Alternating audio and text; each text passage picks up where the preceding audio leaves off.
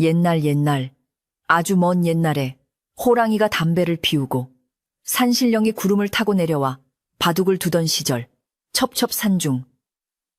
깊은 골짜기에 사람들의 발길이 좀처럼 닿지 않는 외딴 마을이 하나 있었습니다. 그 마을은 사방이 높은 산으로 둘러싸여 있어 해가 늦게 뜨고 일찍 지는 곳이었는데 밤이 되면 칠흑 같은 어둠이 마을 전체를 무겁게 짓누르곤 하여 바람 소리조차 귀신이 우는 소리처럼 들리는 적막한 곳이었습니다. 그 마을의 가장 높은 언덕 위에는 고래등 같은 기와집이 한 채 우뚝 솟아 있었는데 그 집은 대대로 물려받은 재산이 많아 인근 고을에서도 모르는 사람이 없을 정도로 유명한 최부자댁이었습니다. 최부자는 성품이 온화하고 사람을 좋아하여 지나가는 과객이나 스님들에게도 늘 후한 인심을 베푸는 것으로 명망이 높았으나 슬하에 자식이 없고 일찍 아내를 여의어 넓은 집에는 늘 쓸쓸한 기운만이 감돌고 있었습니다. 어느덧 세월이 흘러 최부자가 70살이 되는 해가 다가오자 마을 사람들과 집안의 하인들은 다가올 생신잔치 준비로 마음이 들떠 있었는데 최부자 자신도 이번 생신만큼은 그동안의 적적함을 달래고 싶었는지 성대하게 치르고 싶다는 뜻을 내비쳤습니다. 집안의 대소사를 도맡아 처리하는 늙은 머슴칠성은 주인의 그런 마음을 누구보다 잘 알기에 이른 봄부터 잔치에 쓸 좋은 식재료를 구하러 다니고 술을 빚으며 칠순 잔치가 흠없이 치러지도록 정성을 다하고 있었습니다. 칠성은 최부자댁에서 태어나 평생을 이 집을 위해 바친 충직한 종으로 주인 영감을 부모처럼 모시며 집안의 기둥 노릇을 해온 터라 이번 잔치가 그에게도 남다른 의미가 있는 일이었습니다. 그는 굽은 허리를 두드리며 곡간을 살피고 마당에 자풀을 뽑으며 잔칫날 북적거릴 손님들을 생각하니 고단함도 잊은 채 입가에 흐뭇한 미소를 짓곤 했습니다. 그러던 어느 날 늦가을의 차가운 바람이 마른 낙엽을 우수수 떨어뜨리던 해 진력의 마을 입구에서부터 요란한 수레바퀴 소리와 함께 낯선 행렬이 최부자댁 대문 앞으로 들이닥쳤습니다.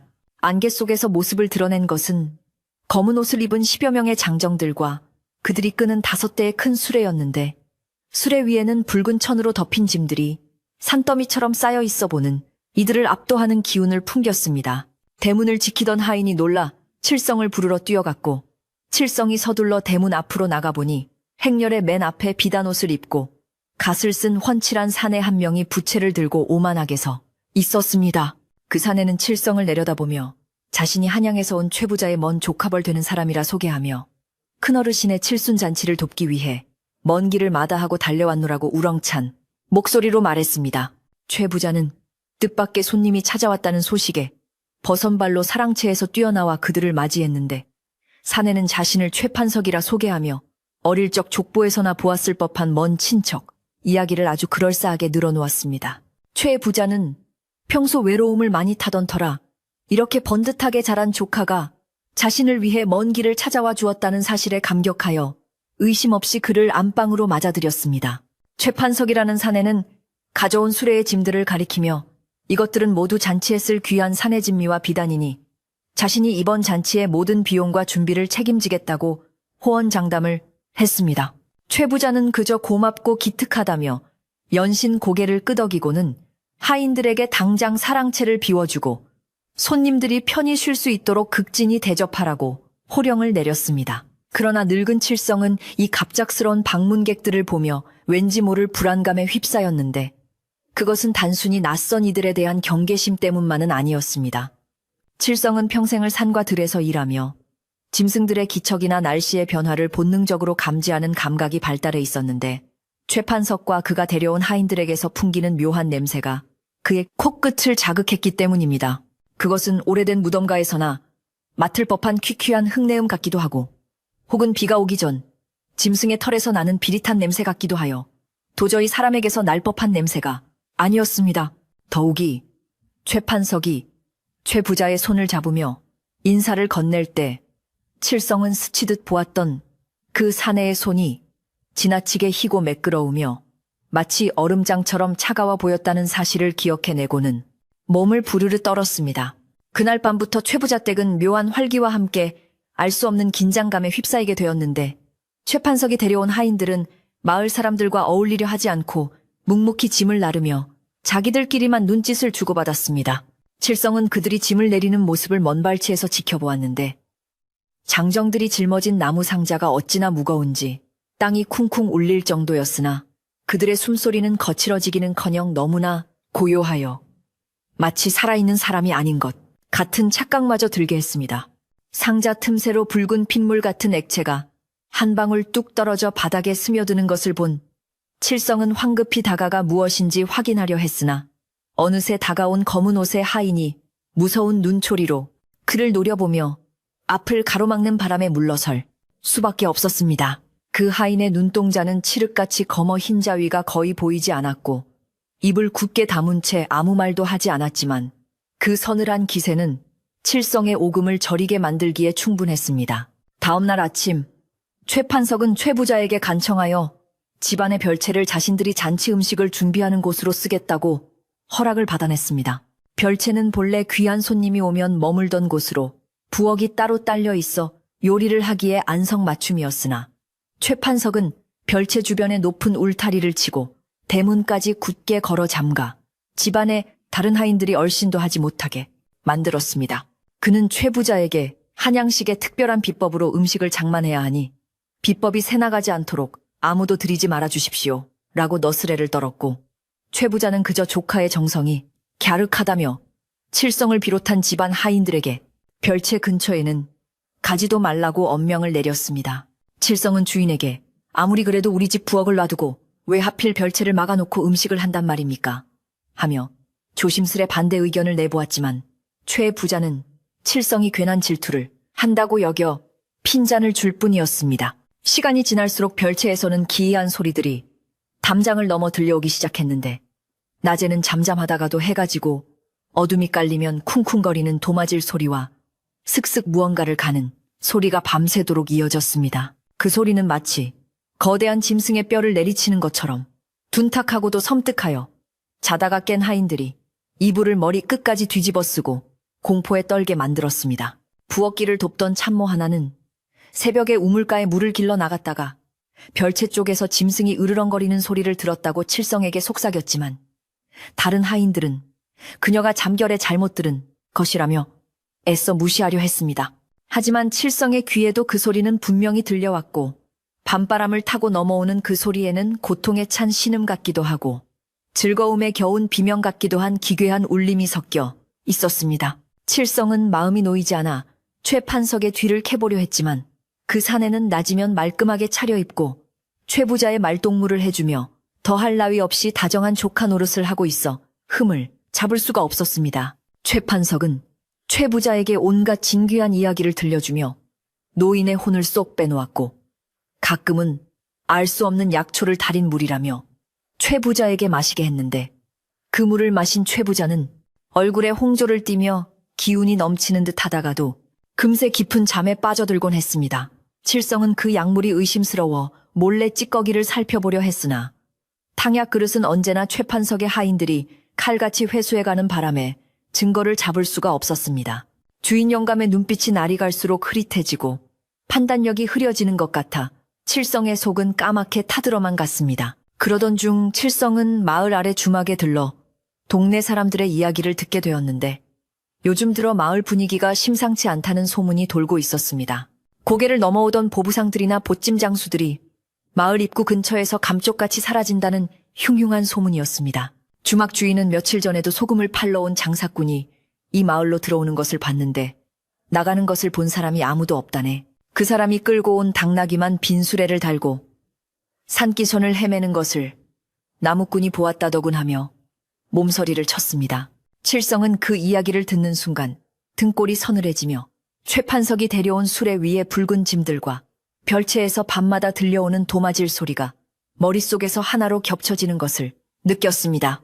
혹시 그들이 가져온 고기라는 것이 우리가 아는 돼지나 소가 아닐지도 모른다는 끔찍한 생각이 뇌리를 스쳤지만 차마 입 밖으로 내지는 못하고 막걸리 사발만 들이켰습니다. 다시 집으로 돌아온 칠성은 용기를 내어 별채 주변을 기웃거려 보았지만 울타리는 너무 높고 틈새 하나 없이 막혀 있어 안을 들여다볼 수가 없었습니다. 다만 울타리 너머로 뿜어져 나오는 비릿하고 역한 냄새가 며칠 전보다 훨씬 강해져 있었고 그 냄새를 맡은 집 지키는 누렁이들이 꼬리를 다리 사이로 감추고 구석에 처박혀 낑낑거리기만 할 뿐 한 번도 짖지 않는 것이 더욱 이상했습니다. 개들은 본래 낯선 사람이나 짐승의 기척을 먼저 알아차리는 영물인데 그들이 저토록 겁을 먹고 있다는 것은 별채 안에 있는 존재가 보통 내기가 아니라는 증거였습니다. 칠성은 마당 한 구석에 쭈그리고 앉아 떨고 있는 누렁이의 머리를 쓰다듬으며 내 놈들도 아는 게냐, 저 안에 도대체 무엇이 들어있는지 하고 나지막이 중얼거렸습니다. 잔치날이 다가올수록 최판석의 요구사항은 점점 더 까다로워졌는데 그는 잔치에 쓸 그릇은 모두 첼 그릇이 아니라 나무로 된 그릇이어야 하며 숟가락과 젓가락도 쇠붙이는 절대 안 되고 반드시 박달나무로 깎은 것이어야 한다고 고집을 부렸습니다. 최 부자가 이유를 묻자 그는 쇠붙이가 음식의 귀한 기운을 상하게 하기 때문입니다. 라고 둘러댔지만 칠성은 그 말이 도무지 이치에 맞지 않다고 생각했습니다. 또한 그는 잔치 음식에는 마늘과 파를 일절 넣지 말라고 지시했는데 한국 음식에 마늘과 파가 빠진다는 것은 상상할 수 없는 일이었기에 주방 참모들은 웅성거렸습니다. 칠성이 나서서 잔치 음식에 양념이 빠지면 무슨 맛으로 먹습니까? 하고 따지자 최판석은 싸늘한 눈빛으로 칠성을 쏘아보며 천한 것이 감히 내 비법에 토를 다느냐며 호통을 쳤고 최 부자마저 칠성을 나무라는 바람에 칠성은 입을 다물 수밖에 없었습니다. 그날 밤 칠성은 잠을 이루지 못하고 뒤척이다가 마당으로 나왔는데 달빛이 유난히 밝아 사물이 대낮처럼 훤히 보였습니다. 그는 무심코 별채 쪽을 바라보다가 높은 담장 위로 검은 그림자 하나가 휙 하고 지나가는 것을 목격했습니다. 고양이인가 싶어 자세히 보니 그것은 고양이보다 훨씬 크고 사람의 형상을 하고 있었는데 담장을 넘는 솜씨가 어찌나 날렵한지 발소리 하나 나지 않았습니다.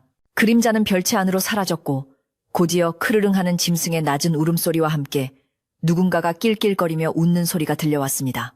그 웃음소리는 최판석의 목소리와 아주 흡사했으나 평소의 점잖은 목소리가 아니라 쇠를 긁는 듯한 쇳소리가 섞여 있어 듣는 사람의 심장을 오그라들게 만들었습니다. 칠성은 이제 더 이상 의심만 하고 있을 때가 아니라고 판단했습니다.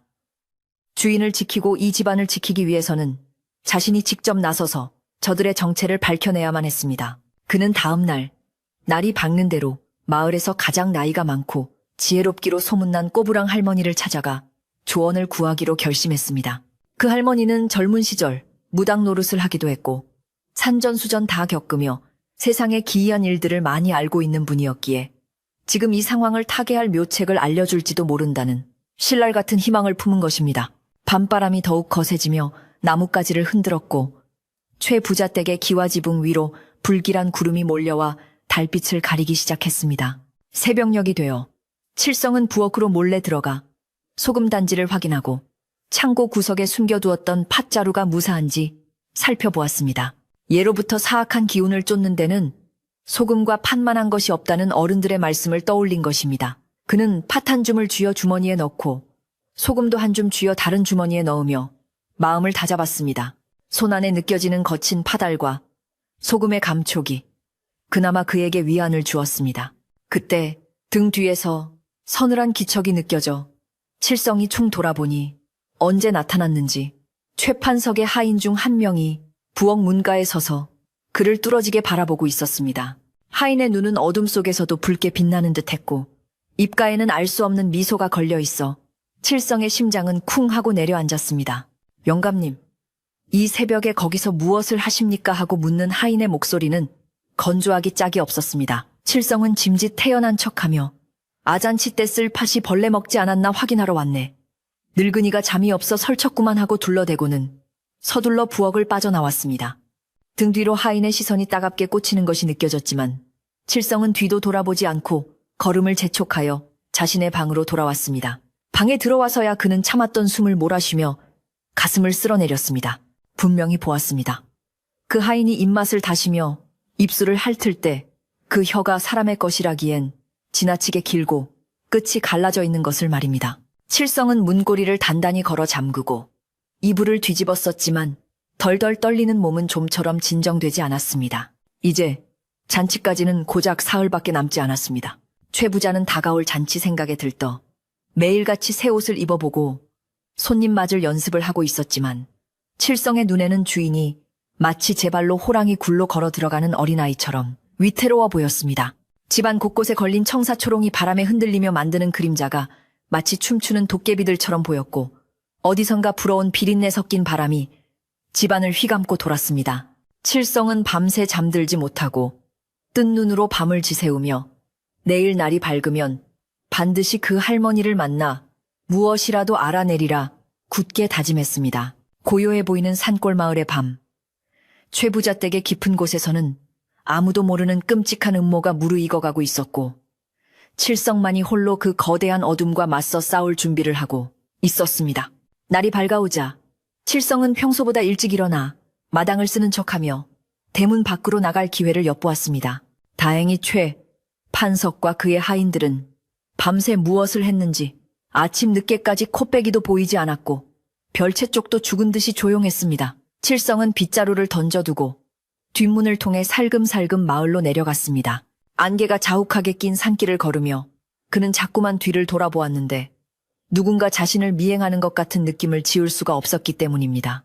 까마귀 한 마리가 고목나무 위에서 까악까악 울어대며 그의 발걸음을 재촉하게 만들었습니다. 칠성의 발걸음은 점점 빨라져 거의 뛰다시피 하여 마을 어귀에 쓰러져가는 초갓집 꼬부랑 할머니의 집으로 향했습니다. 칠성은 헐떡거리는 숨을 몰아쉬며 마을 끝자락, 산비탈이 시작되는 곳에 위태롭게 서 있는 낡은 초갓집 앞에 당도했습니다. 이곳은 마을 사람들도 기운이 음산하다 하여 잘 찾지 않는 곳이었으나 칠성에게는 지금 지푸라기라도 잡는 심정으로 매달릴 곳이 이곳뿐이었습니다. 살인문은 반쯤 부서져 삐그덕거리고 있었고 마당에는 이름 모를 잡초들이 무성하게 자라 있었는데 인기척이라고는 처마 밑에 매달린 시래기 두어 뭉치가 바람에 흔들리는 소리뿐이었습니다. 칠성은 마른 침을 삼키며 조심스럽게 계십니까?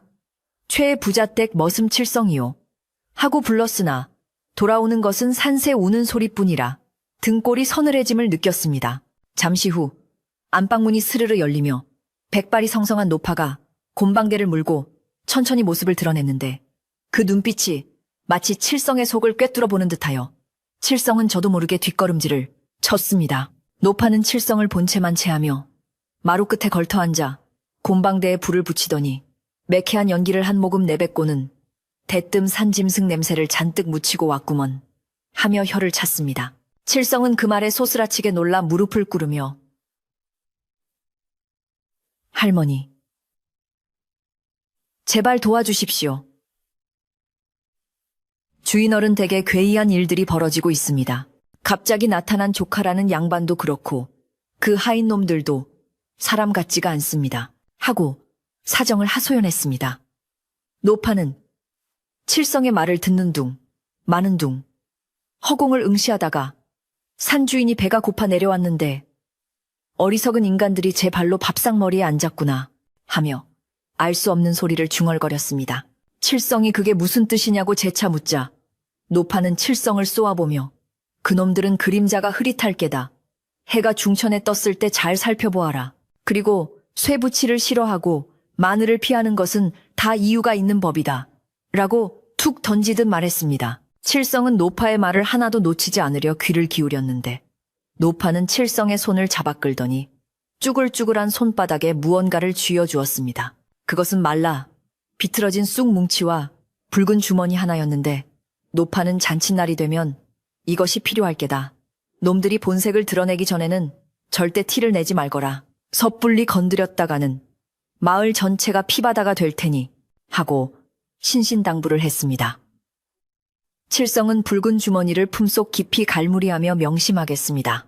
그런데 그들이 도대체 무엇입니까? 하고 물었지만 노파는 이미 방문을 닫고 들어가 버린 뒤였습니다. 닫힌 문 너머로 사람 가죽을 쓴 것들을 조심해. 놈들은 굶주렸어. 하는 쉰 목소리만이 바람결에 희미하게 들려왔습니다. 칠성은 다시 한번 절을 하고는 무거운 마음을 안고 발길을 돌렸습니다. 마을로 내려오는 길 칠성의 마음은 천근만근 무거웠는데 마을 분위기 또한 심상치 않게 돌아가고 있었습니다. 평소 같으면 논밭으로 일하러 나가는 농부들의 활기찬 소리가 들려야 할 시간이었으나 마을 어귀 삼거리에 사람들이 삼삼오오 모여 웅성거리고 있는 모습이 보였습니다. 칠성이 다가가 무슨 일이냐고 묻자 이웃집 김서방이 사색이 된 얼굴로 어젯밤에 윗마을 밖 영감이 사라졌다네. 술 한잔하고 집에 들어간다던 사람이 감쪽같이 없어졌어. 집신 한 짝만 마을 입구 정자나무 아래 떨어져 있고 핏자국이 산 쪽으로 이어져 있다지 뭔가 하며 몸을 떨었습니다. 칠성은 가슴이 철렁 내려앉았으나 애써 태연한 척하며 산짐승이 내려온 모양이구먼. 밤에는 돌아다니지 않는 게 좋겠어 하고 얼버무리고는 자리를 피했습니다. 사람들의 눈에 어린 공포가 최 부자 댁의 그 낯선 손님들을 향하고 있지는 않았지만 칠성은 직감적으로 두 사건이 연결되어 있음을 알 수 있었습니다. 최 부자 댁으로 돌아온 칠성은 대문을 들어서자마자 묘한 위화감을 느꼈는데 마당을 쓸고 있는 하인들의 표정이 하나같이 겁에 질려 있었고 집안 전체에 무거운 침묵이 흐르고 있었기 때문입니다. 사랑채 마루에는 최 판석이 팔짱을 끼고 서서 하인들을 감시하고 있었는데 그의 눈길이 닿는 곳마다 하인들은 움찔하며 몸을 사렸습니다. 최 판석은 칠성이 들어오자 싸늘한 미소를 지으며 어디를 다녀오시는가. 잔치 준비로 바쁜 와중에 일손을 놓고 마실이라도 다녀온 모양이지 하고 비꼬았습니다. 칠성은 아닙니다. 잔치에 쓸 땡감이 부족할까 싶어 뒷산에 잠시 다녀왔습니다. 하고 둘러대며 그의 그림자를 훔쳐보았습니다. 해가 중천에 떠 있어 그림자가 선명해야 할 시간이었음에도 최 판석의 발밑에 들이운 그림자는 희미하고 그 경계가 불분명하여 마치 연기처럼 보였습니다. 칠성은 노파의 말이 사실임을 확인하고 등줄기에 식은땀이 흘렀습니다. 최 판석은 칠성의 대답이 마음에 들지 않는다는 듯 혀를 채채 차더니 주인 어른께서 찾으시니 안채로 들어가 보게. 몸이 영편치 않으시다더군 하고 말했습니다. 칠성은 깜짝 놀라 안채로 뛰어들어갔는데 최 부자는 이불을 덮고 누워 끙끙 앓고 있었습니다. 며칠 전까지만 해도 정정하시던 분이 얼굴빛이 흑빛으로 변해 있었고 눈은 외탁에 들어가 초점이 없었습니다. 칠성이 대감마님 어디가 편찮으십니까? 의원을 부를까요? 하고 묻자 최 부자는 힘없는 손을 내저으며 아니다. 조카가 지어준 보약을 먹고 잠시 기운이 도는가 싶더니 갑자기 온몸이 나른하고 몽롱하구나. 그냥 좀 쉬면 나아질 게다. 하고 힘겹게 대답했습니다. 칠성은 방 한 구석에 놓인 빈 약사발을 발견하고 몰래 냄새를 맡아보았는데 향긋하면서도 어딘가 역겨운 비린내가 섞여 있어 구역질이 올라올 뻔했습니다. 칠성은 최 부자의 머리맡에 앉아 물수건으로 땀을 닦아주며 마님, 아무래도 그 조카라는 분이 의심스럽습니다. 보약을 드시지 않는 게 좋겠습니다. 하고 간곡히 말씀드렸습니다. 하지만 최 부자는 칠성의 말을 듣고 화를 내기는커녕 멍한 눈으로 허공을 바라보며 칠성아, 저 아이는 참으로 효자다. 나를 위해 자신의 피와 살을 깎아 음식을 준비한다지 않느냐. 의심하지 마라. 하고 헛소리 같은 말만 되풀이했습니다. 칠성은 최 판석이 쓴 어떤 주술이나 약물에 최 부자가 완전히 현혹되었음을 깨닫고 가슴을 쳤습니다. 이대로 두었다가는 잔칫날이 되기도 전에 주인 영감이 어떻게 될지 모르는 상황이었습니다. 칠성은 마음을 독하게 먹고 오늘 밤 반드시 별채의 비밀을 밝혀내고야 말겠다고 다짐했습니다. 오후가 되자 최 판석의 지시로 잔치 준비는 더욱 기괴하게 흘러갔습니다. 그는 마을 사람들을 시켜 뒷산에서 붉은 단풍나무 가지를 꺾어오게 했는데 그것으로 집안 곳곳을 장식하라고 명했습니다. 붉은 단풍이 마당을 가득 채우자 집안은 마치 핏빛으로 물든 것처럼 기묘한 분위기를 자아냈습니다. 또한 그는 하인들에게 마당 한가운데에 큰 가마솥 5개를 걸게 하고 장작을 산더미처럼 쌓아놓게 했습니다. 칠성이 잔치국을 끓이시려는 겁니까? 하고 묻자 최 판석을 따르는 검은 옷의 하인이 다가와 그렇소. 아주 특별한 고기국을 끓일 것이요. 마을 사람 모두가 배불리 먹고도 남을 만큼 말이요. 하고 대답하며 음흉하게 웃었습니다. 그 하인의 치아 사이에는 붉은 고기 찌꺼기가 끼어 있었는데 칠성은 그것을 보고 소름이 돋아 고개를 돌릴 수밖에 없었습니다. 해질 무렵 칠성은 부엌일을 돕는 늙은 참모를 구석진 곳으로 불러내어 넌지시 물었습니다. 자네 별채 쪽으로 식재료 들어가는 걸 본 적이 있는가? 고기라든가 채소라든가 말일세. 참모는 주변을 두리번거리고는 칠성의 귀에 대고 속삭였습니다. 아이고 칠성아범, 말도 마세요.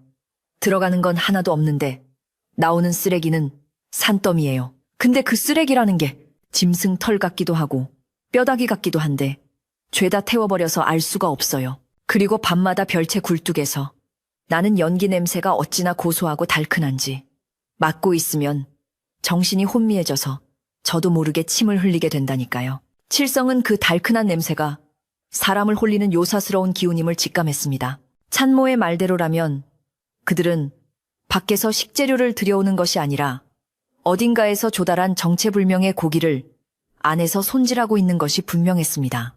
밤이 깊어지자 최 부자 댁은 다시금 무거운 정막에 휩싸였는데 별채 쪽에서만은 여전히 쿵쿵거리는 소리와 함께 희미한 불빛이 새어나오고 있었습니다.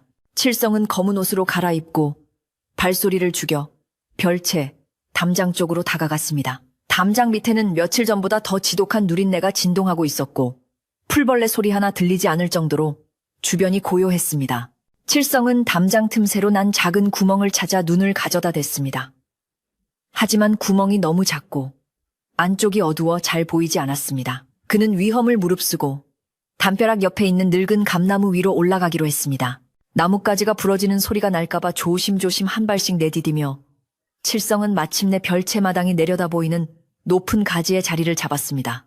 나무 위에서 내려다본 별채의 풍경은 칠성의 상상을 뛰어넘는 것이었습니다.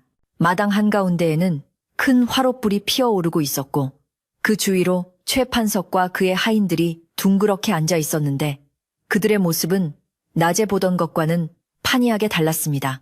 그들은 상의를 풀어헤치고 있었는데 등에는 거친 털이 듬성듬성 나 있었고 손톱은 갈고리처럼 길게 자라나 있었습니다. 그들은 날고기 덩어리를 손으로 찢어 날로 먹고 있었는데 입가에 붉은 피를 묻힌 채 낄낄거리며 주고받는 대화가 바람을 타고 칠성의 귀에 들려왔습니다. 이번 영감탱이는 살이 질겨서 맛이 없겠어. 그래도 잔칫날 모일 놈들을 생각하면 군침이 도는걸. 두목.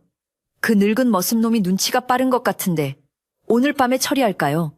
칠성은 그들의 대화를 듣고 심장이 멈추는 듯한 공포를 느꼈습니다. 그들은 사람이 아니라 둔갑한 짐승들 혹은 산속의 요물들이 분명했습니다. 그때 최판석이라 불리는 자가 고기를 씹다 말고 동작을 멈추더니 코를 킁킁거리며 허공 냄새를 맡기 시작했습니다. 어디서 쥐새끼 냄새가 나는구나. 그의 목소리는 낮고 으르렁거리는 짐승의 소리였습니다. 하인들 역시 먹던 것을 멈추고 일제히 고개를 들어 사방을 두리번거렸습니다. 칠성은 숨조차 쉬지 못하고 나뭇가지 뒤로 몸을 바짝 숨겼습니다. 최판석이 천천히 자리에서 일어나 칠성이 숨어있는 감나무 쪽으로 고개를 돌렸습니다. 달빛을 받은 그의 눈동자가 형형한 붉은색으로 빛나며 칠성의 눈과 마주치는 듯 했습니다. 칠성은 온몸이 마비된 듯 꼼짝할 수 없었으나 다행히 그때 부엉이 한 마리가 나무 위에서 푸드덕거리며 날아올랐습니다. 최판석은 흥부엉이 놈이었군 하며 다시 자리에 앉았고 하인들은 낄낄거리며 다시 고기를 뜯기 시작했습니다. 칠성은 식은 땀으로 흠뻑 젖은 채 나무에서 내려올 생각도 하지 못하고 그들의 행동을 계속 지켜보았습니다. 그들은 식사를 마치더니 구석에 쌓아둔 항아리에서 무언가를 꺼내기 시작했습니다. 그것은 사람의 옷가지들이었습니다. 며칠 전 사라졌다던 박 영감의 저고리, 보부상의 보찜끈 같은 것들이 불길 속으로 던져졌습니다. 타오르는 불길 속에서 옷가지들이 재가 되어 사라지는 것을 보며 칠성은 입을 틀어막고 오열을 삼켰습니다. 마을 사람들의 실종은 단순한 사고가 아니라 이놈들의 짓이었고 내일 모레 있을 잔치는 마을 사람들 모두를 제물로 삼으려는 끔찍한 사냥터가 될 것이 자명했습니다. 칠성은 분노와 공포가 뒤섞인 감정 속에서 어떻게든 이 사실을 알리고 사람들을 구해야 한다는 생각에 주먹을 꽉 쥐었습니다. 나무에서 조심스럽게 내려온 칠성은 다리가 후들거려 제대로 걸을 수가 없었습니다. 하지만 지체할 시간이 없었습니다. 그는 곧장 자신의 방으로 돌아와 노파가 준 주머니를 꺼내 들었습니다. 붉은 주머니 속에는 고운 팥가루와 굵은 소금이 섞여 있었고 말린 쑥 뭉치에서는 강한 향기가 뿜어져 나왔습니다. 칠성은 덜덜 떨리는 손으로 붓을 들어 종이에 글을 적기 시작했습니다. 잔치 음식은 절대 입에 대지 마시오. 팥과 소금을 준비하시오. 그는 이 쪽지를 마을에 믿을 만한 장정들에게 몰래 전달해야겠다고 생각했습니다. 하지만 대문을 나서는 순간 어둠 속에서 누군가 그의 어깨를 턱 하고 잡았습니다. 칠성이 놀라 돌아보니 최판석의 하인 중 가장 덩치가 큰 놈이 흉측한 미소를 지으며 서 있었습니다. 영감님, 밤이 늦었는데 또 어디를 가시려는 게요? 우리 두목께서 영감님과 차 한잔하고 싶어 하십니다. 하인의 소나기 힘은 칠성의 어깨뼈가 으스러질 정도로 강력했습니다. 칠성은 뿌리치려 했지만 꼼짝도 할 수 없었습니다. 이거 놓게 내 발로 걸어갈 테니. 칠성이 소리쳤지만 하인은 들은 척도 않고 그를 번쩍 들어올려 별채 쪽이 아닌 사랑채 뒷방으로 끌고 갔습니다. 방 안에는 촛불 하나가 켜져 있었고 최판석이 뒷짐을 지고 창밖을 바라보고 있었습니다. 어서 오게 칠성 아범. 자네가 우리 일에 관심이 많은 것 같아 특별히 모셨네. 최판석이 천천히 몸을 돌리자 촛불에 비친 그의 그림자가 벽 위에서 춤을 추듯 일렁였는데 그것은 사람의 그림자가 아니라 거대한 늑대의 형상이었습니다. 최판석은 칠성에게 다가와 얼굴을 들이밀며 속삭였습니다. 내일은 잔치 준비로 아주 바쁠 거야. 자네 같은 늙은이가 돌아다니면 걸리적거리기만 하지. 그러니 얌전히 이 방에서 쉬게나. 잔치가 끝나면 아주 맛있는 고기를 제일 먼저 맛보게 해줄 테니 말이야. 그의 입에서는 피비린내가 진동했고 눈은 살기로 번들거렸습니다. 칠성은 내 놈들이 사람인 줄 아느냐, 하늘이 무섭지도 않으냐 하고 호통을 쳤지만 최판석은 코웃음을 칠 뿐이었습니다. 하늘 산중의 왕은 바로 나다. 늙은이 헛된 수작 부리지 말고 쥐 죽은 듯이 있어라. 그는 하인에게 눈짓을 했고 하인은 칠성을 방에 밀어넣고 밖에서 문을 걸어 잠갔습니다. 칠성은 문을 두드리며 소리쳤지만 밖에서는 내일 아침까지 조용히 시키십시오라는 최판석의 목소리만 들려올 뿐이었습니다. 어두운 방 안에 갇힌 칠성은 절망감에 털썩 주저앉았습니다. 밖으로 나갈 수도 누구에게 알릴 수도 없는 상황이었습니다. 주머니 속에 든 팥과 소금이 유일한 희망이었지만 이 방을 나가지 못하면 아무 소용이 없었습니다. 그는 창문을 흔들어 보았지만 쇠창살이 단단히 박혀 있어 꿈쩍도 하지 않았습니다. 밤은 점점 깊어가고 밖에서는 다시 도마질 소리가 들려오기 시작했습니다. 내일이면 잔치 준비가 끝날 것이고 모레면 마을 사람들이 제 발로 이 지옥 같은 곳으로 걸어 들어오게 될 것입니다. 칠성은 눈물을 흘리며 돌아가신 부모님과 산신령님께 빌었습니다. 제발 저에게 힘을 주십시오. 주인 영감과 마을 사람들을 구할 수 있게 도와주십시오. 그때 문틈으로 희미한 달빛이 들어오며 방바닥에 놓인 낡은 괴짝 하나를 비추었습니다. 칠성은 홀린 듯이 그 괴짝으로 다가가 뚜껑을 열어보았습니다. 그곳에는 오래전 최 부자가 젊은 시절 사냥을 할 때 쓰던 낡은 녹슨 창 하나가 들어있었습니다. 칠성은 창을 꺼내 들고 창날을 만져보았습니다. 녹이스러 무뎠지만 묵직한 무게감이 손에 전해졌습니다. 그는 옷자락을 찢어 창날을 닦으며 마음을 가다듬었습니다. 비록 늙고 힘없는 몸이지만 평생을 이 집을 지켜온 자신이 쉽게 물러설 수는 없었습니다. 그는 창으로 문틈을 쑤셔 걸쇠를 풀 수 있을지 살펴보았습니다. 쇠붙이끼리 부딪히는 소리가 나자 밖에서 지키던 하인이 조용히 해 하며 문을 걷어찼습니다. 칠성은 숨을 죽이고 다시 기회를 엿보았습니다. 놈들은 쇠붙이를 싫어한다고 했습니다. 이 녹슨 창이 그들에게 치명적인 무기가 될 수 있을지도 모른다는 생각이 들었습니다. 새벽이 오기 전 놈들의 감시가 소홀해지는 그 짧은 틈을 노려야만 했습니다. 칠성은 어둠 속에서 눈을 번뜩이며 탈출할 계획을 세우기 시작했습니다. 밖에서는 바람 소리가 더욱 거세지고 까마귀들이 떼를 지어 지붕 위를 맴돌며 불길한 울음소리를 내뱉고 있었습니다. 마을 사람들은 아무것도 모른 채 다가올 잔치를 기대하며 잠자리에 들었을 것입니다. 내일 해가 뜨면 최판석은 더욱 교묘하게 사람들을 속이려 들 것이고 최 부자의 생명 또한 경각에 달려있을 것입니다. 칠성은 주머니 속의 팥과 소금을 다시 한번 확인하고 낡은 창을 품에 안은 채 문가에 귀를 기울였습니다. 멀리서 첫 닭이 우는 소리가 희미하게 들려왔습니다. 결전의 시간이 다가오고 있었습니다. 이제 물러설 곳은 없었습니다. 이 집을 지키고 사람들을 살리기 위해 칠성은 자신의 목숨을 건 마지막 싸움을 준비했습니다. 날이 채 밝기도 전 산골의 새벽 공기는 살을 애는 듯 차가웠고 칠흑 같은 어둠은 여전히 최 부자 댁을 무겁게 짓누르고 있었습니다. 사랑채 뒷방에 갇힌 칠성은 뜬 눈으로 밤을 지새우며 문틈으로 새어 들어오는 희미한 여명을 바라보고 있었는데 그의 손에는 땀으로 흥건히 젖은 녹슨 창날이 들려 있었습니다. 밖에서는 밤새도록 잔치 준비를 하느라 분주하게 오가던 발자국 소리가 잦아들고 감시하던 하인 놈도 피로를 이기지 못했는지 꾸벅꾸벅 조는 소리가 들려왔습니다. 칠성은 이때가 아니면 기회가 없다고 판단하고 떨리는 손으로 창날 끝을 문틈 사이로 조심스럽게 밀어 넣었습니다. 오래된 나무문은 습기를 머금어 뻑뻑했지만 칠성은 평생 농사일로 다져진 끈기와 요령으로 걸쇠 부분을 조금씩 들어 올리기 시작했습니다. 끼익 하는 작은 소리가 날 때마다 칠성의 심장은 무물듯이 뛰었지만 밖에서 코를 고는 소리는 멈추지 않아 천만다행이었습니다. 마침내 달그락하는 소리와 함께 걸쇠가 풀리자 칠성은 숨을 멈추고 문을 아주 천천히 밀어 밖의 동태를 살폈습니다. 감시하던 하인은 마루기둥에 기대어 깊은 잠에 빠져 있었는데 그 모습이 기괴하기 짝이 없었습니다. 고개는 비정상적으로 꺾여 있었고 벌어진 입 사이로 흘러나온 침이 바닥을 적시고 있었으며 코를 골 때마다 목 안에서 그르렁거리는 짐승의 소리가 섞여 나왔기 때문입니다. 칠성은 발뒤꿈치를 들고 살금살금 마루를 내려와 그 하인의 곁을 지나칠 때 놈의 손등에 난 억센 털을 똑똑히 보았습니다.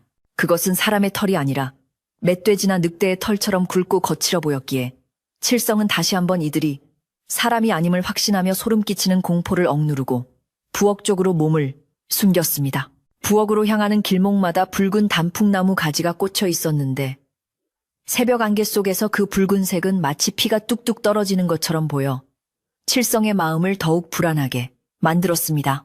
마당 한가운데에는 어제 보았던 거대한 가마솥 5개가 걸려 있었고 손 밑에는 장작불이 은은하게 타오르며 솥안에 내용물을 계속 데우고 있었습니다. 칠성은 가마솥 근처로 다가가 냄새를 맡아보았는데 어제 맡았던 그 달큰하고 비릿한 냄새가 더욱 진동을 하여 속이 메스꺼워졌습니다.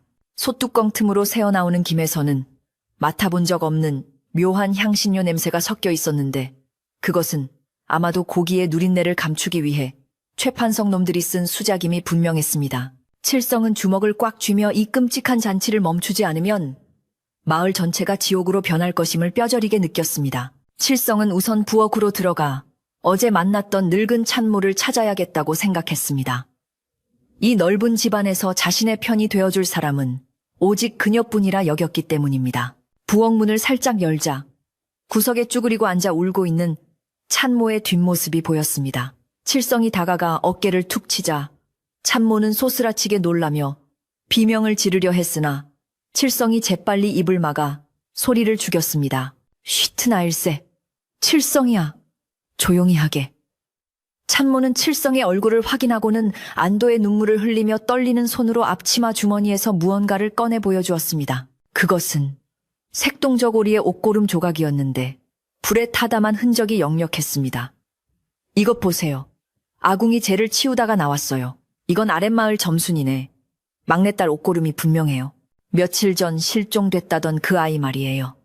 찬모의 목소리는 공포에 질려 가늘게 떨리고 있었습니다. 칠성은 그 옷고름을 받아들고 참담한 심정을 금할 길이 없었습니다.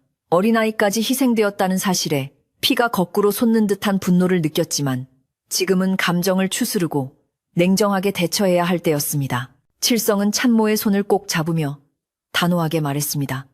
자네 내 말을 잘 듣게. 오늘 잔치는 잔치가 아니라 사냥터가 될 걸세. 우리는 무슨 일이 있어도 주인 영감과 마을 사람들을 지켜야 하네. 내가 시키는 대로 할 수 있겠나. 찬모는 겁에 질려 고개를 저으려 했으나 칠성의 결의에 찬 눈빛을 보고는 마지못해 고개를 끄덕였습니다. 칠성은 품속에서 노파에게 받은 붉은 주머니를 꺼내 팥과 소금을 조금 덜어 찬모에게 쥐어주며 이걸 국솥 근처 항아리에 몰래 숨겨두게. 그리고 놈들이 국을 퍼나르려 할 때 내가 신호를 보내면 솥 안에 이것을 던져 넣어야 하네. 알겠나? 하고 당부했습니다. 찬모를 진정시킨 뒤 칠성은 최부자의 안위를 확인하기 위해 안채로 발걸음을 옮겼습니다. 안채 주변에는 최판석의 하인들이 보초를 서고 있었기에 접근하기가 쉽지 않았습니다. 칠성은 안채 뒤쪽 대나무 숲을 통해 지붕 위로 올라가기로 마음먹었습니다. 늙은 몸으로 지붕을 타는 것은 위험천만한 일이었으나 기와를 밟는 소리를 죽이기 위해 신발까지 벗어들고 조심조심 기와 지붕 위를 기어갔습니다. 안방 지붕 위에 도착한 칠성은 기와 한 장을 살짝 드러내고 천장 틈으로 방 안을 들여다보았습니다. 방 안에는 최 부자가 이불을 덮고 누워 있었고 그 머리맡에는 최 판석이 앉아 있었는데 그의 손에는 김이 모락모락 나는 탕약 그릇이 들려 있었습니다. 최 판석은 잠든 최 부자를 내려다보며 입가에 비릿한 미소를 짓고 있었습니다.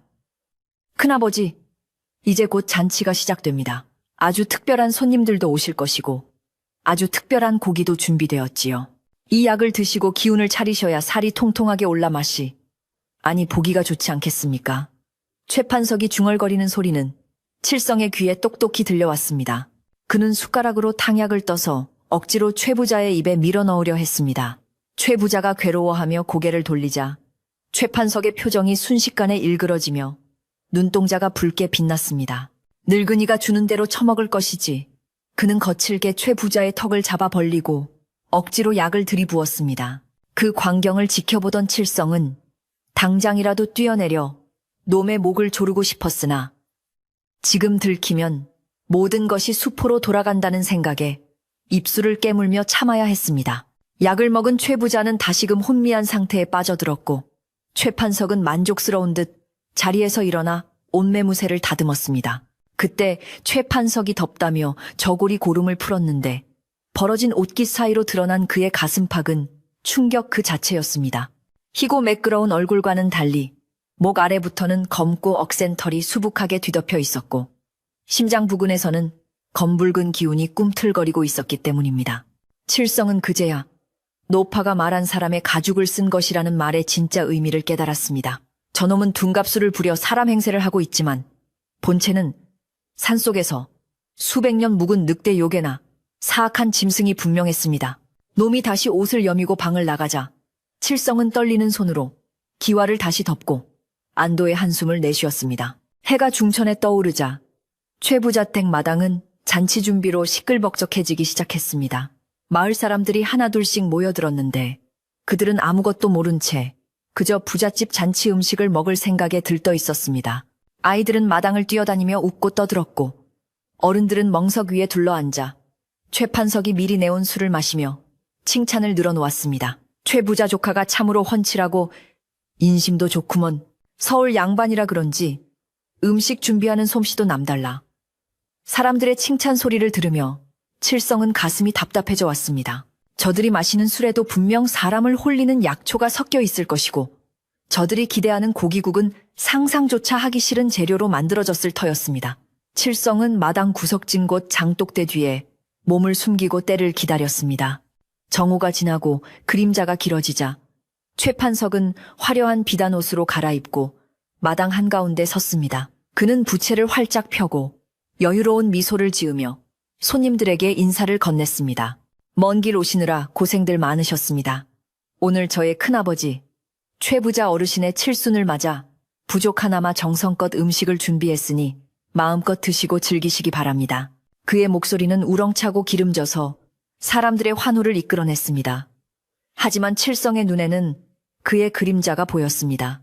해가 기울어짐에 따라 마당에 들이운 그의 그림자는 점점 길어졌는데 그것은 사람의 형태가 아니라 꼬리가 길고 귀가 뾰족한 거대한 짐승의 모양을 하고 있었습니다. 술에 취한 마을 사람들은 아무도 그것을 눈치채지 못했지만 칠성과 찬모 그리고 마당 구석의 누렁이들만이 그 기이한 현상을 보고 공포에 떨었습니다. 그때 별채 쪽 대문이 활짝 열리며 검은 옷을 입은 하인들이 거대한 나무통을 짊어지고 나오기 시작했습니다. 그 통 안에는 김이 모락모락 나는 고기 요리가 가득 담겨 있었는데 냄새가 어찌나 강렬한지 마당 전체를 순식간에 뒤덮었습니다. 사람들은 와, 고기 냄새가 기가 막히네 하며 침을 삼켰지만 칠성은 그 냄새 밑에 깔린 역겨운 피비린내를 맡을 수 있었습니다. 하인들은 멍석마다 고기통을 내려놓고 국자를 준비했습니다. 최 판석은 자, 이것은 한양 궁궐에서만 먹는다는 귀한 장수탕입니다. 이 고기를 먹으면 늙지도 않고 병도 낫는다고 하니 어르신들부터 한 그릇씩 드십시오 하며 너스레를 떨었습니다. 마을 노인들이 서로 먼저 먹겠다며 국그릇을 내밀자 칠성은 더 이상 지체할 수 없음을 깨달았습니다. 칠성은 숨겨두었던 팥과 소금 주머니를 양손에 꽉 쥐고 장독대 뒤에서 튀어나갈 준비를 했습니다. 그 순간 최 부자가 하인들의 부축을 받으며 안채 마루로 나왔습니다. 최 부자는 여전히 몽롱한 표정이었지만 마당 가득한 사람들을 보자 반가운 마음에 손을 흔들었습니다. 다들 와주어서 고맙네. 많이들 들게나. 최 부자의 힘없는 목소리에 칠성은 울컥 눈물이 솟았습니다. 평생을 베풀며 살아온 주인이 자신의 생일날 요물들의 먹잇감이 되어서는 안 되었습니다. 칠성은 심호흡을 크게 한번 하고 찬모에게 눈짓을 보냈습니다. 찬모는 국손 옆에 서서 사시나무 떨듯 떨고 있었지만 칠성의 신호를 받고 결심한 듯 입술을 굳게 다물었습니다. 최 판석이 가장 먼저 국을 한 국자 떠서 최 부자에게 가져갔습니다. 큰아버지 제일 먼저 드시고 만수무강하십시오. 그가 내미는 국그릇에서는 붉은 기름이 둥둥 떠다니고 있었고 그 안에 담긴 고기는 형체를 알아볼 수 없을 정도로 흐물거렸습니다. 최 부자가 입을 벌려 국을 받아 먹으려는 찰나 칠성은 안 됩니다. 그건 사람이 먹을 음식이 아닙니다. 하고 고래고래 소리를 지르며 마당 한가운데로 뛰어들었습니다. 갑작스러운 고함에 잔치판은 순식간에 조용해졌고 모든 시선이 칠성에게 쏠렸습니다. 최 판석은 국그릇을 든 채 칠성을 노려보았는데 그의 눈은 이제 숨길 생각도 없는지 시뻘겋게 타오르고 있었습니다. 미친 늙은이가 기어코 잔치를 망치려 드는구나. 여봐라. 저놈을 당장 끌어내라. 최 판석의 호령에 검은 옷의 하인들이 일제히 칠성을 향해 달려들었습니다. 그들의 움직임은 사람이라기엔 너무나 빨랐고 손톱은 옷을 뚫고 나올 듯 날카롭게 변해 있었습니다. 마을 사람들은 그제야 무언가 잘못되었음을 감지하고 웅성거리기 시작했습니다. 하인 하나가 칠성의 뒷덜미를 낚아채려 할 때 칠성은 미리 준비해둔 소금 한 줌을 놈의 얼굴에 힘껏 뿌렸습니다.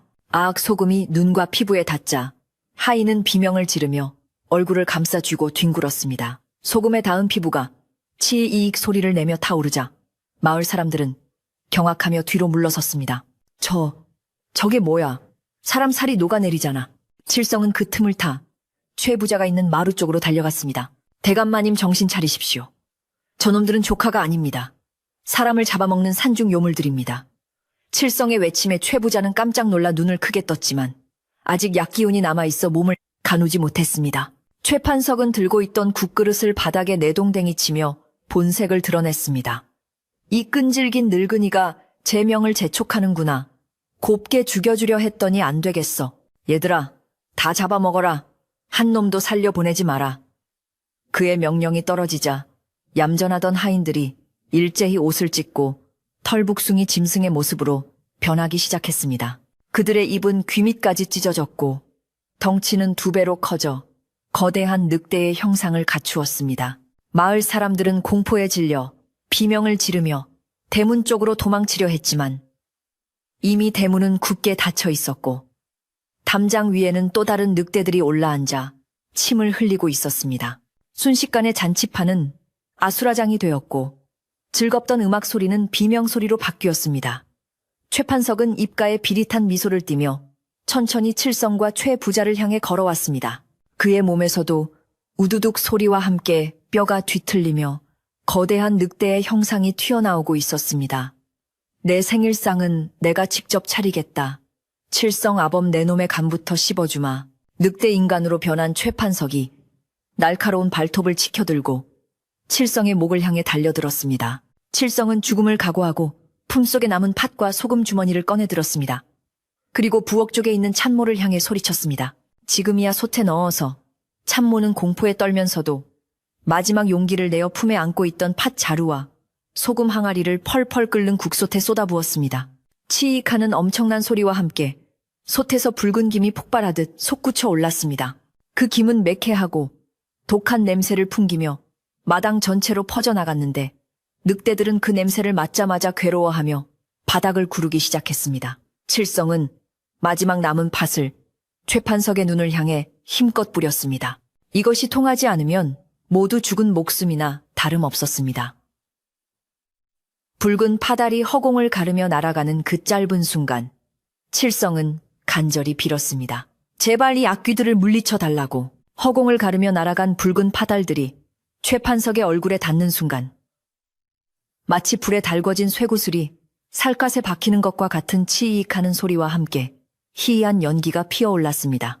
그토록 거만하고 위풍당당하던 최판석이 외마디 비명을 지르며 얼굴을 감싸쥐고 뒷걸음질 쳤는데 그 소리는 사람의 것이라기보다는 짐승이 덫에 걸려 울부짖는 소리와 똑같아 듣는 이들의 고막을 찢을 듯했습니다. 찬모가 솥단지에 쏟아부은 소금과 팥가루 역시 펄펄 끓는 국물과 만나 격렬한 반응을 일으켰고 솥 안에서는 붉은 거품이 부글부글 끓어오르며 매캐하고도 신성한 기운이 담긴 하얀 증기가 폭발하듯 솟구쳐 마당 전체를 뒤덮기 시작했습니다. 그 증기는 사악한 기운을 가진 자들에게는 맹독과도 같아 늑대의 형상을 드러내려던 하인들 또한 숨을 쉬지 못하고 기침을 하며 바닥을 뒹굴었습니다. 하얀 증기 속에서 최판석의 모습은 끔찍하게 일그러졌는데 곱게 차려입은 비단 옷이 녹아내리듯 사라지고 그 아래 감춰져 있던 검고 뻣뻣한 털이 숭숭난 거대한 늑대의 몸통이 드러났습니다.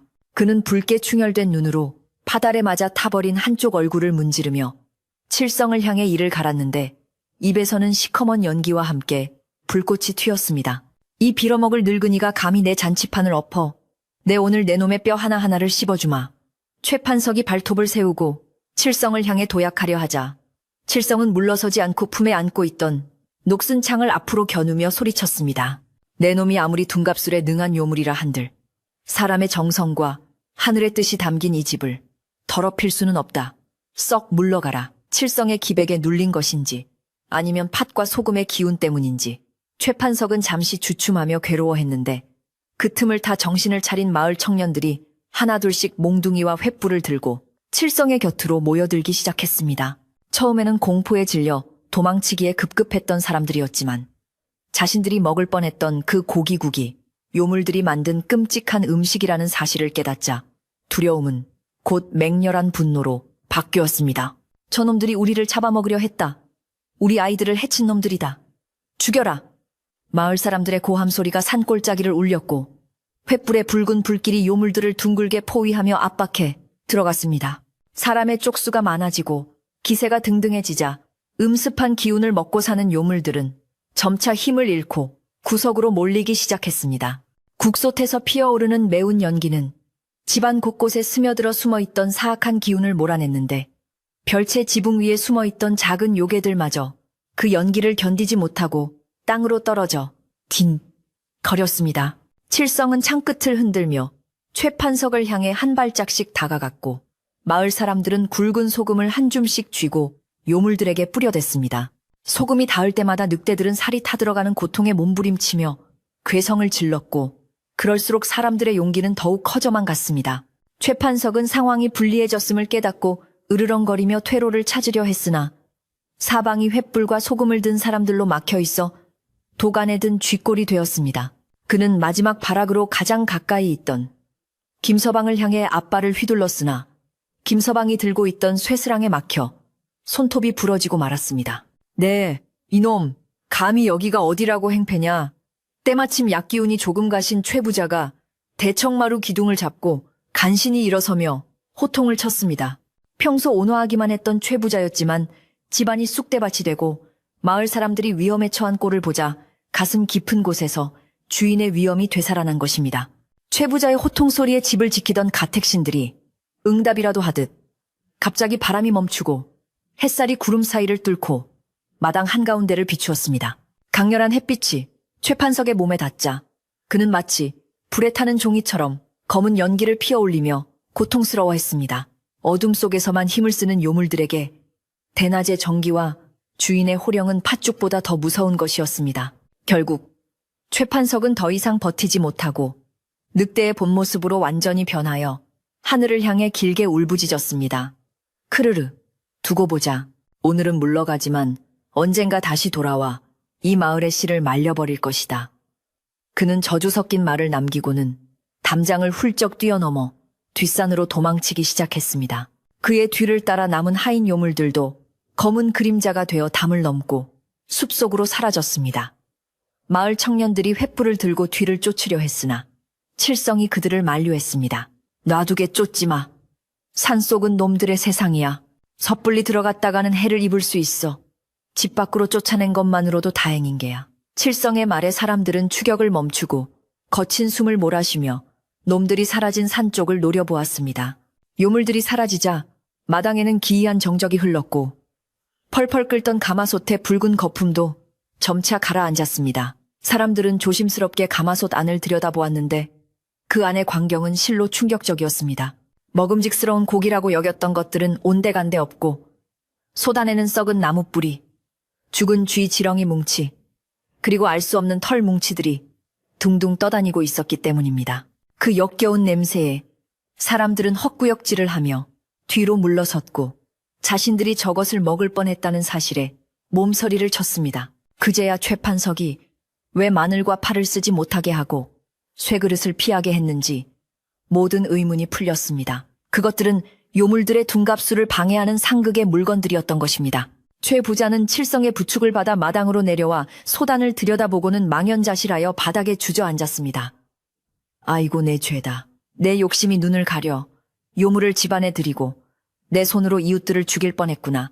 최 부자는 칠성의 손을 잡고 하염없이 눈물을 흘리며 후회했습니다. 칠성은 그런 주인의 등을 토닥이며 위로했습니다. 대감마님 탓이 아닙니다. 놈들이 워낙 교활하여 사람의 외로움을 파고든 것입니다. 다행히 아무도 다치지 않았으니 이제부터 수습하면 됩니다. 마을 사람들도 최 부자를 원망하기보다는 안쓰러운 눈빛으로 바라보며 영감님 탓이 아닙니다. 저희도 공짜 음식에 눈이 멀어 놈들의 수작을 알아보지 못했습니다. 하며 서로를 위로했습니다. 칠성은 지체 없이 수습에 나섰습니다. 그는 하인들에게 명하여 마당에 큰 구덩이를 파괴하고 가마솥에 담긴 흉측한 내용물들을 모두 쏟아부어 묻어버리도록 했습니다. 그리고 그 위에 굵은 소금을 두껍게 뿌리고 흙을 덮어 부정을 씻어내게 했습니다.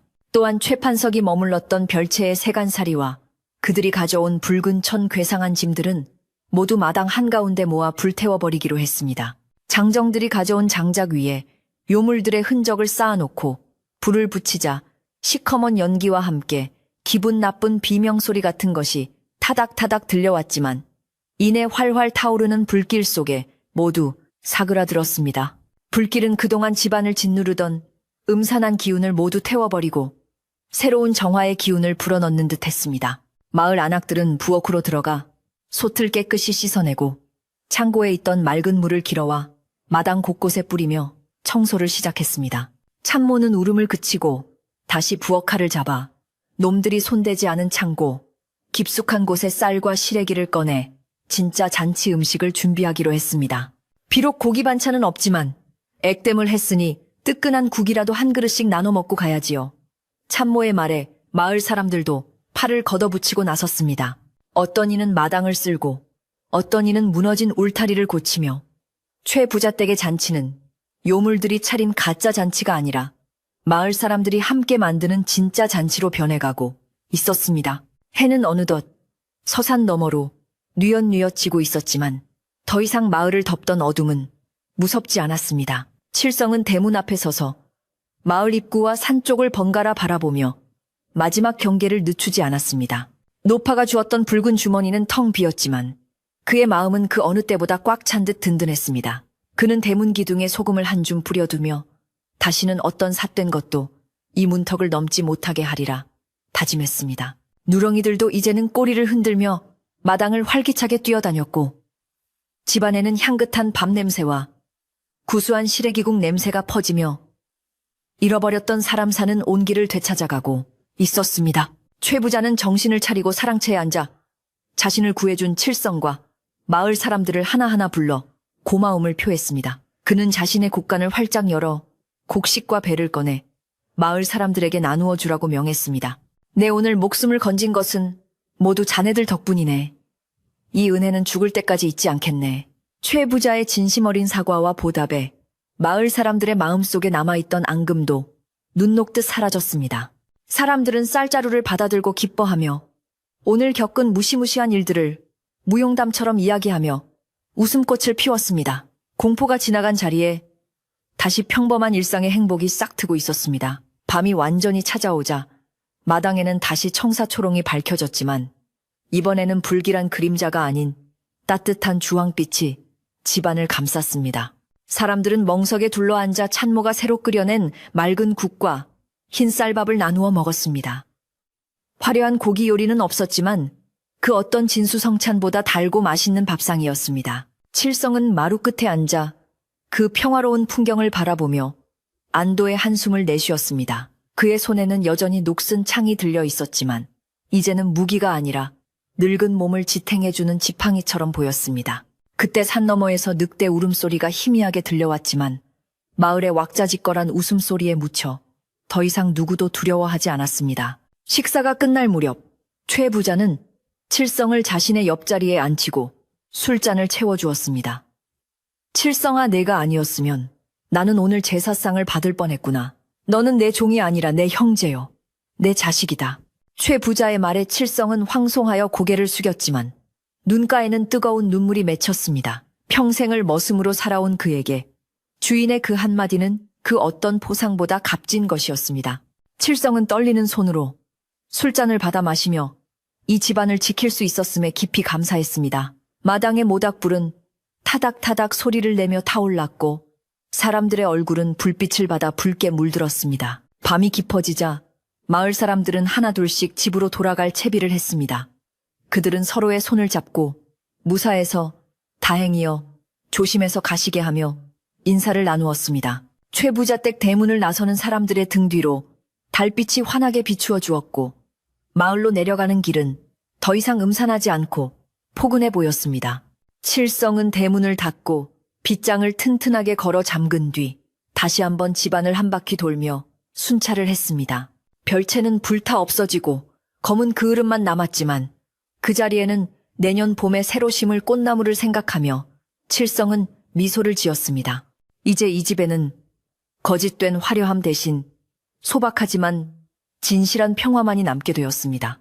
마을을 뒤흔들었던 소동이 가라앉고 손님들이 모두 떠나간 최 부자 댁의 마당에는 다시금 깊고 고요한 정적이 찾아왔습니다. 한바탕 난리가 났던 잔치판의 흔적은 마을 사람들의 손길로 말끔히 치워졌고 요물들이 머물며 더럽혔던 별채터에는 검게 그을린 자국만이 남아 있었지만 그 위로 쏟아지는 달빛은 마치 상처를 어루만지듯 부드럽고 은은하게 내려앉고 있었습니다.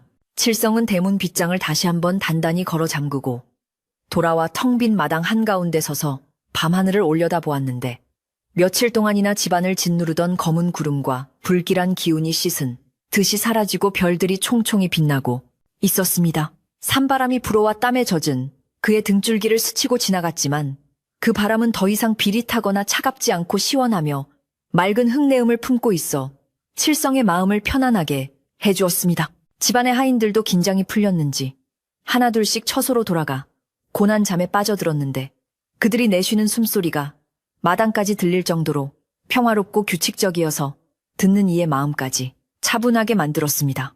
칠성은 부엌으로 들어가 아까 참모가 끓여놓았던 숭늉 한 사발을 들이켰는데 구수하고 따뜻한 기운이 목을 타고 넘어가자 그제야 온몸의 긴장이 풀리며 노곤함이 밀려왔습니다. 그는 평생을 이 집에서 일해왔지만 오늘처럼 긴 하루는 없었다고 생각하며 갯마루에 걸터 앉아 잠시 다리를 두드렸습니다. 마당 구석의 누렁이들도 제 집으로 들어가 꼬리를 말고 잠을 청하고 있었고 풀벌레 소리만이 자장가처럼 들려오는 산골의 밤은 예전의 평온한 모습을 되찾아가고 있었습니다. 칠성은 이 고요함이야말로 그 어떤 금은보화보다 소중한 것임을 새삼 깨달았습니다. 그때 안채 문이 조용히 열리며 최 부자가 잠옷 차림으로 밖을 내다보았는데 그의 얼굴색은 낮보다 훨씬 좋아져 있었고 눈빛 또한 맑게 돌아와 있었습니다. 최 부자는 마루 끝에 앉아있는 칠성을 발견하고는 손짓으로 그를 불렀는데 칠성이 황급히 다가가려 하자 그냥 거기 편히 앉게나. 내 잠이 오지 않아 잠시 바람을 쐬러 나온 것뿐이니 하고 부드러운 목소리로 말했습니다. 최 부자는 칠성의 옆으로 다가와 나란히 챗마루에 걸터 앉았는데 주인과 머슴이 이렇게 어깨를 나란히 하고 앉은 것은 칠성이 어린 시절 최 부자의 등에 엎여 놀던 때 이후로 처음 있는 일이었습니다. 최 부자는 한참 동안 말없이 달을 바라보다가 칠성아, 오늘 밤 달이 참으로 밝구나.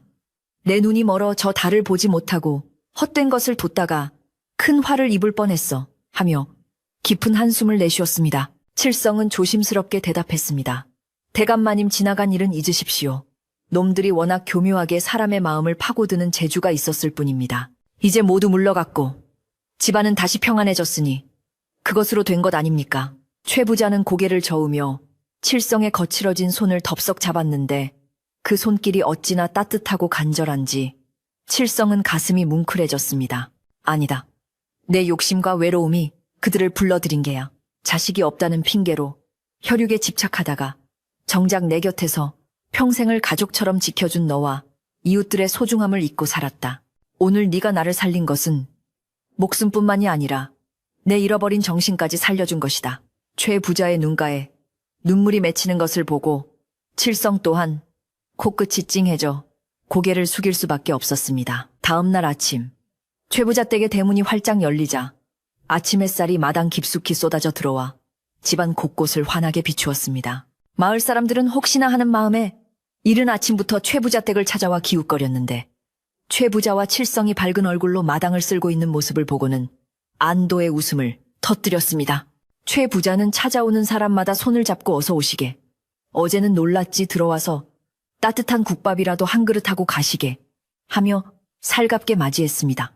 예전 같으면 하인들을 시켜 대접했을 일을 최 부자가 직접 나서서 챙기는 모습을 보며 마을 사람들은 최 부자 영감이 죽다 살아나더니 사람이 달라졌다며 칭찬을 아끼지 않았습니다.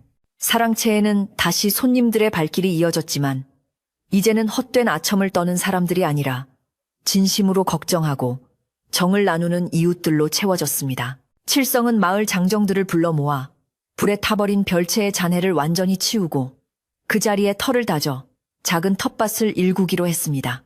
흉측한 일이 있었던 곳이라 꺼림칙할 수도 있었지만 칠성은 사람의 정성으로 기운 땅에서 자란 생명만큼 부정을 씻어내는 것은 없다며 흙을 고르고 걸음을 주었습니다.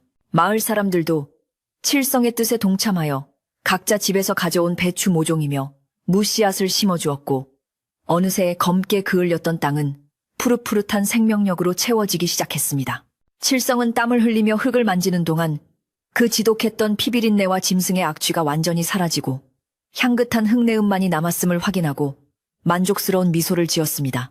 땅은 거짓말을 하지 않기에 정성을 들인 만큼 다시 맑은 기운을 내뿜어주고 있었던 것입니다. 시간은 흘러 어느덧 늦가을의 정취가 깊어지고 겨울을 재촉하는 바람이 불어오기 시작했습니다. 산골 마을의 겨울은 일찍 찾아오는 법이라 사람들은 서둘러 김장을 하고 월감을 준비하며 월동 준비에 들어갔습니다.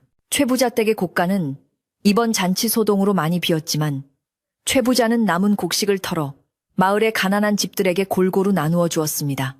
올겨울은 유난히 추울 거라는데 다 같이 따뜻하게 지내야지.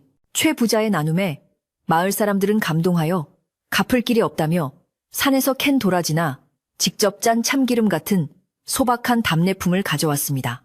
덕분에 최 부자 댁 마당은 비싼 비단이나 보석 대신 투박하지만 정이 담긴 물건들로 가득 찼고 최 부자는 그 어떤 선물보다 기뻐하며 그것들을 안방 제일 잘 보이는 곳에 진열해 두었습니다. 첫눈이 내리던 날 밤 칠성은 마을 어귀의 꼬부랑 할머니 댁을 다시 찾았습니다. 감사하다는 인사를 드리기 위해 쌀 한 가마니와 따뜻한 솜옷을 지게에 지고 갔는데 할머니의 집은 여전히 허름하고 고요했습니다. 칠성이 할머니 칠성이 왔습니다. 덕분에 요물들을 물리치고 집안이 평안해졌습니다. 하고 큰절을 올리자 방 안에서 할머니의 기침소리와 함께 살아 돌아왔으니 되었다. 빚은 다 갚았으니 이제 발 뻗고 자거라 하는 목소리가 들려왔습니다. 할머니는 쌀과 옷을 한사코 거절하려 했으나 칠성이 억지로 마루에 내려놓고 도망치듯 빠져나왔습니다. 돌아오는 길 하얀 눈이 소복이 쌓이는 산길을 걸으며 칠성은 할머니의 말대로 이제야 비로소 긴 싸움이 끝났음을 실감했습니다. 눈은 세상의 모든 더러움과 상처를 덮어주듯 하얗게 아주 고요하게 내리고 있었습니다. 겨울이 깊어지자 최 부자 댁 안방의 아랫목은 언제나 뜨끈하게 데워져 있었고 최 부자와 칠성은 긴 겨울밤을 함께 보내는 날이 많아졌습니다. 최 부자는 옛날 이야기 책을 읽어주기도 하고 칠성은 젊은 시절 겪었던 사냥 이야기나 농사 이야기를 들려주며 밤 가는 줄을 몰랐습니다. 방 안에는 화로가 놓여 있어 군밤이나 고구마가 익어가는 구수한 냄새가 감돌았고 창호지 문 밖으로 들리는 바람 소리는 오히려 방 안의 아늑함을 더해주었습니다. 예전에는 넓은 방이 춥고 쓸쓸하게만 느껴졌던 최 부자였지만 이제는 칠성이라는 벗이 곁에 있어 그 공간이 꽉 찬 듯한 충만함을 느꼈습니다. 칠성아, 내년 봄에는 뒷산에 진달래가 피면 꽃놀이나 가세. 자네가 좋아하는 화전도 부쳐먹고 말이야. 최 부자의 말에 칠성은 압류가셔야지요. 제가 제일 좋은 자리를 봐두겠습니다. 하고 맞장구를 쳤습니다. 어느 날 밤, 칠성은 잠자리에 들기 전 문득 자신의 손을 내려다보았습니다. 늙고 주름진 손, 마디마디 굵어진 손가락은 평생을 고된 노동으로 보낸 세월의 흔적이었습니다. 하지만 칠성은 그 손이 부끄럽지 않았습니다. 이 손으로 땅을 일구었고, 이 손으로 집을 지켰으며, 이 손으로 악한 요물들을 몰아내고 주인을 구했습니다. 그는 자신의 손이 자랑스러웠고, 남은 여생 또한 이 손으로 소중한 것들을 지키며 살아가리라 다짐했습니다. 그는 머리맡에 놓인 녹슨 창을 보며 잠시 생각에 잠겼다가 이제는 더 이상 이것을 쓸 일이 없기를 바라며 깨끗한 천으로 감싸 장롱 깊숙한 곳에 넣어두었습니다. 무기는 숨겨두고 대신 내일 아침 마당을 쓸 빗자루를 챙기는 칠성의 마음은 호수처럼 잔잔했습니다. 마을에는 더 이상 실종되는 사람이 없었고 밤이면 들리던 기이한 짐승의 울음소리도 자취를 감추었습니다. 대신 저녁이 되면 집집마다 밥 짓는 연기가 평화롭게 피어오르고 아이들이 골목을 뛰어다니며 노는 소리가 끊이지 않았습니다. 사람들은 가끔 모여 앉아 그날의 일을 이야기하곤 했지만 이제는 공포 섞인 괴담이 아니라 칠성과 최 부자의 용기를 칭찬하는 영웅담이 되어 있었습니다. 그때 칠성 아범이 팥을 뿌리니까 그 늑대놈이 꼬리를 말고 도망가는데 아주 통쾌했지. 이야기꽃을 피우는 사람들의 얼굴에는 웃음이 가득했고 그 웃음소리는 눈 덮인 산골, 마을을 따뜻하게 데워주었습니다.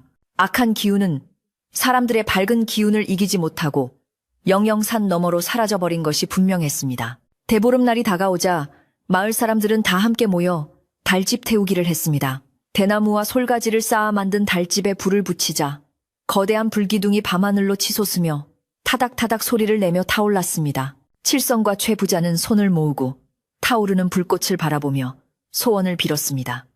올 한 해도 우리 마을에 병 없고 탈 없이 모두가 배불리 먹고 편안하게 살게 해주십시오. 불꽃은 그들의 소원을 하늘에 전달하려는 듯 높이 올라갔고 불티들이 별처럼 흩어져 내렸습니다. 사람들은 강강술래를 하며 불 주위를 돌았고 흥겨운 노랫가락이 산울림이 되어 멀리 퍼져나갔습니다. 그 모습은 마치 늑대들이 꾸미려 했던 가짜 잔치가 아닌 진정한 생명의 잔치이자 축복의 잔치였습니다. 잔치가 끝나고 모두가 돌아간 뒤 칠성은 마지막으로 마당을 정리하고 방으로 들어왔습니다. 따뜻한 아랫목에 이불을 깔고 누우니 온몸이 녹아내리는 듯한 포근함이 감싸 안았습니다. 문 밖에서는 하얀 눈이 소리 없이 내려 세상의 모든 소음을 잠재우고 있었고 방 안의 촛불은 가물가물 흔들리며 긴 그림자를 만들어내고 있었습니다.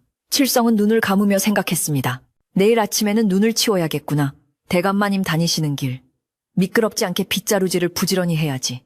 그것은 고단한 일과가 아니라 살아있기에 누릴 수 있는 기분 좋은 내일의 약속이었습니다. 최 부자 댁의 기와지붕 위로 밤이 깊어가고 산골 마을은 하얀 눈 이불을 덮고 깊은 잠에 빠져들었습니다.